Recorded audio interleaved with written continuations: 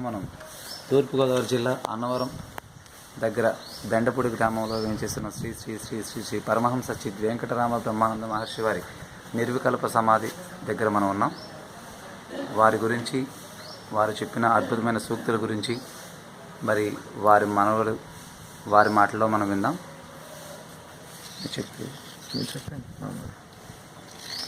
గురువుగారు 1941లో ఈ ఆశ్రమ స్థాపన చేసి నిత్యాన్నదానం మొదలుపెట్టారు. అప్పట్లో బాగా కరువు రోజుల్లో ఇక్కడ ఎంతమంది వచ్చినా లేదు అనకుండా అన్నదానం చేసి భక్తుల యొక్క ఆకలి తీర్చడంతో పాటు వారి యొక్క ఎన్నో సమస్యల్ని తీర్చడం జరిగింది.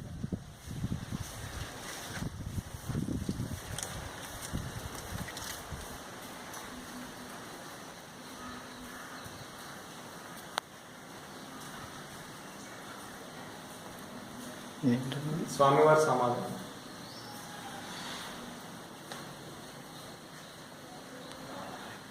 తెలిసిన విషయం, స్వామివారి గురించి మీకు తెలిసిన విషయాలు చెప్పండి. కాలజ్ఞానంలో బ్రహ్మం గారి కాలజ్ఞానంలో రాసిన దాని ప్రకారంగా దీనికి దానికి ఉన్న సంబంధం ఏంటో చెప్పగలరు? బ్రహ్మం గారి కాలజ్ఞానంలో అష్టభార్యలు ఉంటారని, 9 మంది సంతానం అని, నిత్యం అన్నదానం చేస్తారని, నారాయణగిరికి దగ్గరగా ఉంటారని రాయడం జరిగింది. 8 ముద్దాలు 9 కాకాలు ఉనికితో సుదర్శనము, కత్తి పట్టేవాడు వీరవసంతుడు, కర్మూల చెండాడ వచ్చేనిమ హరిగోవింద గోవింద అని గోవింద వాక్యాల్లో బ్రహ్మంగారు రాశారట. 8 ముగ్ధలు అంటే 8 మంది భార్యలు, 9 కాకాలంటే 90 సంతానం. ఇక కత్తి పట్టేవాడని ఎందుకన్నారంటే, పూర్వ జీవితంలో సీతారామరాజు గారుగా బ్రిటిష్ వాళ్ళతో పోరాటం చేసి తర్వాత మళ్ళీ ఈ సాధు రూపంలో మారడం వల్ల అది కూడా ఉపయోగించారని అని అర్థం మనకి తోస్తుందన్నమాట. నెక్స్ట్, నారాయణగిరి ఉత్సవమున యాదవగిరి దక్షిణ భాగమున రాచకోపము నివాసం చేసుకుని ఉంటారని రాయడం జరిగింది. నారాయణగిరి ఉత్సవం అంటే నారాయణగిరికి దగ్గరగా అని సత్యనారాయణ స్వామి గుర్తు. యాదవగిరికి దక్షిణ భాగమున రాయడం జరిగింది. సింహాచలాన్ని యాదవగిరి అని కూడా అంటారట, దానికి దక్షిణాన్ని ఇది ఉంది. ఇక రాచకోపం నివాసం చేసుకుని ఉంటారన్నారు. చుట్టూ ఆయన సేవకులు అప్పుడు క్షత్రియులు ఎక్కువగా ఉండేవారంట. వారి మామగారు, పిల్లనిచ్చిన మామగారు వాళ్ళు ఇక్కడే ఉండి సర్వం వదిలి ఇక్కడికి వచ్చి సేవ చేశారట. అందుకని అది కూడా రాశారు. అలాగే కామధేనువు కల్పవృక్షం ఆయన వెంట వస్తాయని, జయ విజయులు ద్వారపాలకుల కింద ఉంటారని కూడా రాశారట. కామధేను కల్పవృక్షం అంటే ఒక ఆవును లేదా కల్పవృక్షం అని కాదు, ఆయన సంకల్పంతో పని అయిపోయేది. వస్తువులు ఆ సమయానికి లేకపోయినా అవి రావడం.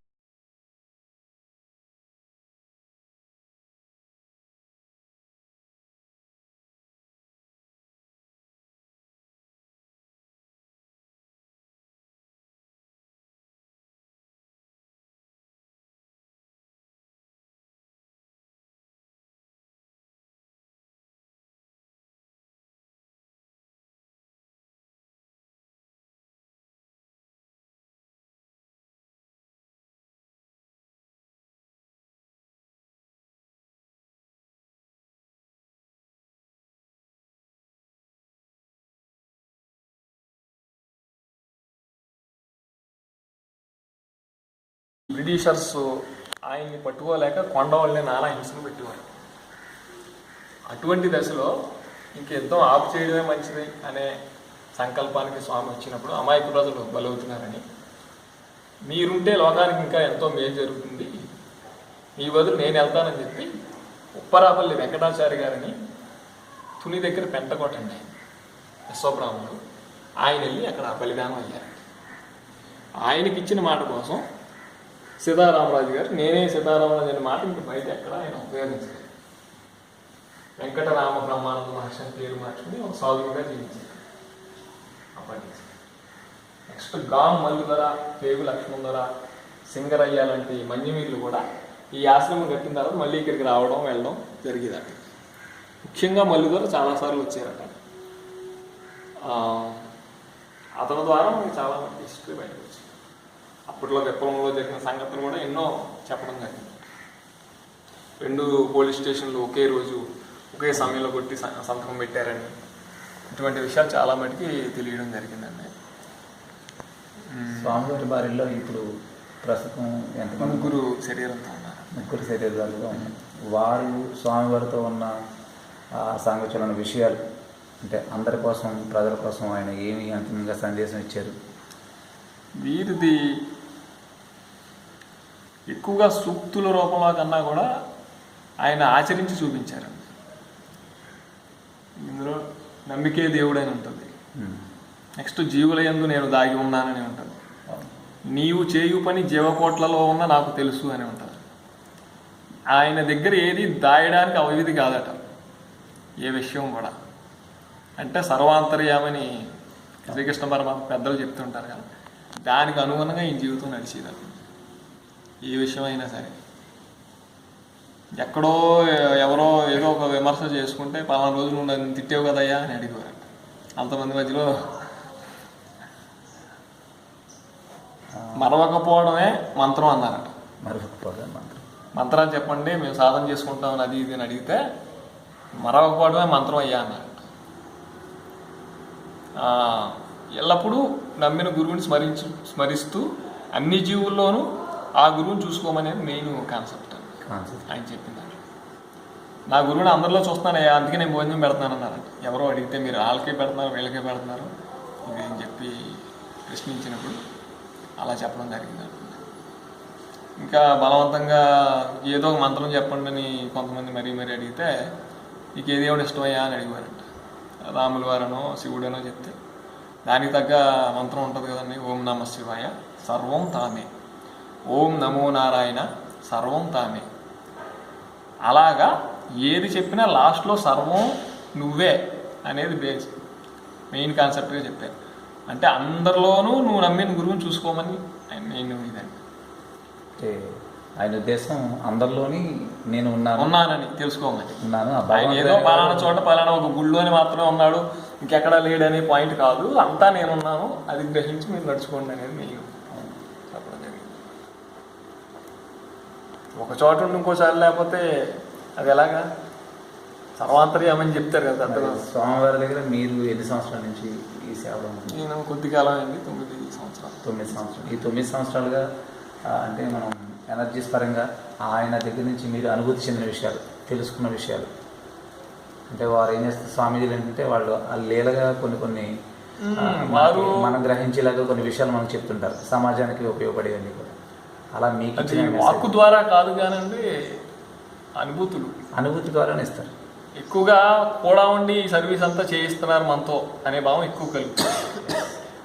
ఆయన శరీరంతో లేరు లేకపోతే ఆయన లేరు ఇలాంటిది అసలు కనిపించదు. ఆయన ఉండి మొత్తం నడిపిస్తున్నారు అనేదే బాగా బలంగా మనకి. ఆయన మరి అన్నదానం అంతమందికి ఆ రోజుల్లో బ్రిటిష్ సామ్రాజ్యంతో యుద్ధం జరిగిన ఆ సమయంలో అన్ని వేల మందికి ఎలా చేశారు? అది మెయిన్. భక్తులు వాళ్ళకి తోచింది ఏదో దేవుడికి ఇవ్వడం, అన్నదానం చేయడం జరుగుతూ ఉంటుంది. కొన్ని సందర్భాల్లో సరుకు తక్కువ, భక్తులు చాలామంది ఉండే ఇలాంటి సందర్భాలు వచ్చినప్పుడు పెట్టండి అయ్యా అదే సరిపోద్దని ఎవరు. అలాంటి సందర్భంలో ఇంకా రాశి నుంచి తీసి వడ్డించడమే కానీ మళ్ళీ వండాల్సిన పరిస్థితి ఉండేది కాదు. ఆయన వాక్తో ఆ పని అయిపోయేది. అటువంటివి బాగా ఎంతోమంది భక్తులు చెప్తుంటారు. కొన్ని సందర్భాల్లో ఇప్పుడు కూడా అనిపిస్తుంటుంది ఆయన దయ వల్ల నిర్విఘ్నంగా సాగిపోతుంటుంది. చుట్టుపక్కల ఏ మ్యారేజీలు జరిగినా సందర్భం జరిగినా ఇక్కడికి వచ్చి దండం పెట్టుకుని ఒక కేజీ బియ్యమో గుమ్మడికాయ ఏదో ఇక్కడి నుంచి పట్టుకెళ్ళి వాళ్ళ బియ్యాల్లో కలుపుకుంటారు, ఏ ఇబ్బంది లేకుండా సాగిపోవాలి. ఇప్పటికీ ప్రజల్లో బలంగా ఉన్నారు.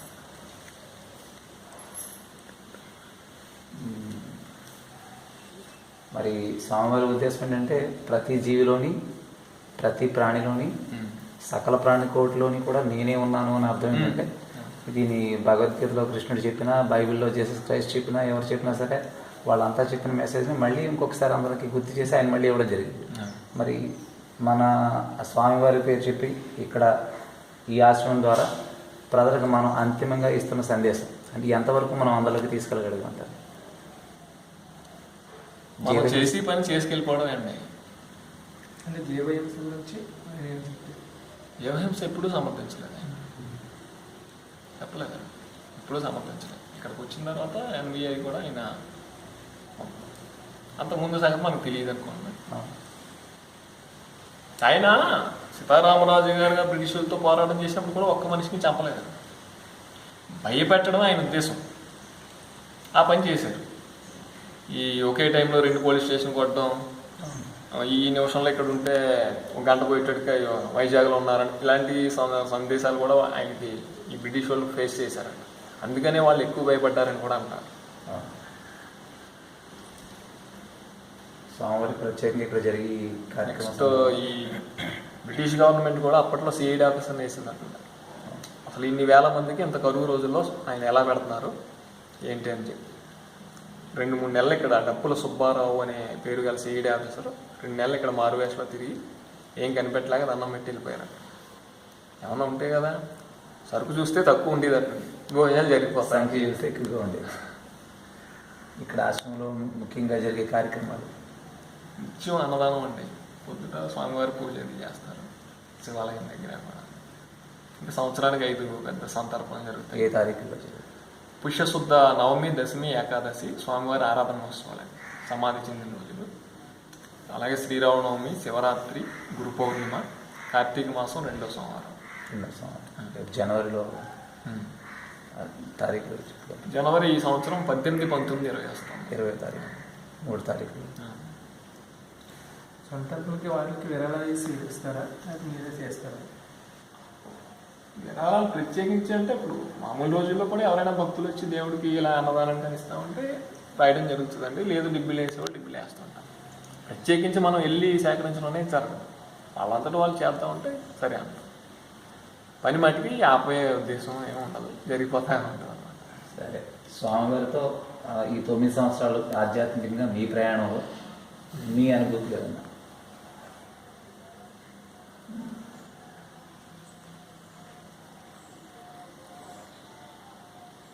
ఇందాక ఒకసారి చెప్పినట్టున్నాను, ఆయన స్వయంగా శరీరంతో కాకపోయినా ఆయన ఉండి మమ్మల్ని నడిపిస్తున్నారు. ఇవన్నీ కూడా ఒక శక్తిలాగా తీసుకెళ్తుంది. ఇది ఊరికే ఇలా తిరుగుతుంది మొత్తం నడిపిది ఆయన అని చెప్పి ఎన్నోసార్లు అనుభూతి అవుతుంటుంది. లేకపోతే ఇది ఏం జరగం అసలు. ఖచ్చితంగా అదైతే 100%.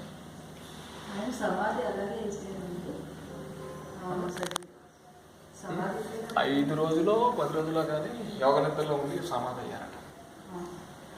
5 రోజులు చూడటం జరిగిందంట. శరీరంలో ఏ విధమైన మార్పు రాలేదు. చేతులు కాళ్ళు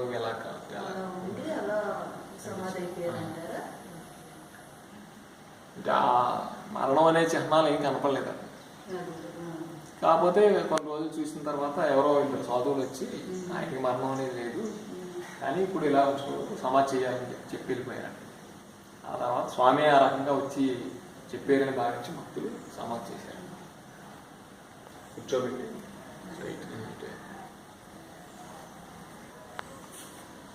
ఇప్పుడు ఇంకా భక్తులు స్వతంత్రంగా ఇవ్వడం, కొన్ని సందర్భాల్లో శరీరంతో వెళ్ళి సాయం చేసిన సందర్భాలు కూడా మన భక్తుల ద్వారా జరుగుతుంది. కొన్ని మాకు జరుగుతారు.